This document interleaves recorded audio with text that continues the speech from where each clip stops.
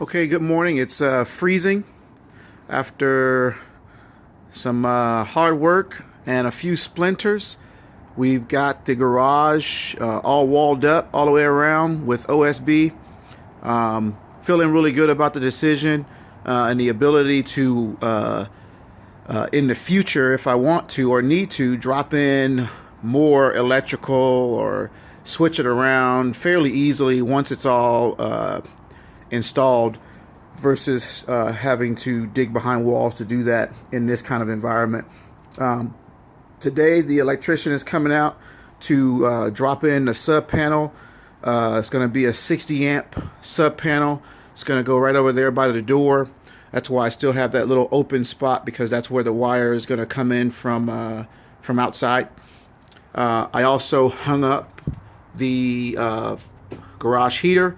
It's maximum 5,000 watts. That's going to get hardwired to the sub panel on its own 220 circuit. I've been running some conduit around. That's just a box. It's going to go over to the light switch here in a second. But I've been running some conduit around. Essentially, I'm going to go from two outlets, that little one I spoke of in an earlier video, up to a total of 18 spots on the walls to plug in. And I've got a 4-foot strip that's got, I think, 6 or 8 outlets on it as well. So I think I'm going to mount that to the front of my workbench. So I'll have plenty of spots to plug in. All of my main tools will have their own outlets, and I won't have to plug and unplug things because that becomes a real hassle. It's still quite a mess, I know, because everything is piled up in the middle of the garage, but it's not as bad as it really seems. I mean, those are my workbench and my table saw are really taking up most of the space, and everything's just kind of sitting on top of that. If you're really scrutinizing the video, don't become alarmed. This is not my saw blade sitting here like that. It's actually a clock that I picked up from a friend. So that's actually going to go on the wall so I can keep time, and it looks cool. It's pretty cold today. It's probably 30, maybe. And it's going to be like that all day. So really excited to get that heater going. I have not gone up to the ceiling yet, really, because it's such a mess in the middle of the room, and I need way more access to really kind of get up there. And I'm still kind of debating on what I want to do up there on the ceiling anyway.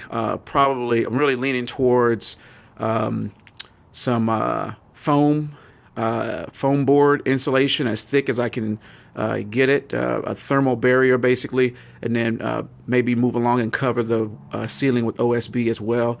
But we're going to do that. We're going to make that a future project and enhancement. I think we're headed in the right direction right now. We're going to get, in the future, we're going to have cabinets on the wall over here on this side, as well as a miter station and some space underneath. Still trying to figure out the best way to position all the tools around the room so I have access as easy as possible, you know, to drill presses, joiners, planers, sanders, everything else. So I've decided to go with a 6-foot workbench in the back corner over there. So that's going to be the location of the majority of my tools, as well as that back wall. That whole area is going to be really the primary work area, with access to the back end of the outfeed table and everything else. So that's why I put the heater back on that side of the room, actually. And then, so we'll see. Anyway, just a little walk around. It's really cool. I think it's coming along really well. So there you go.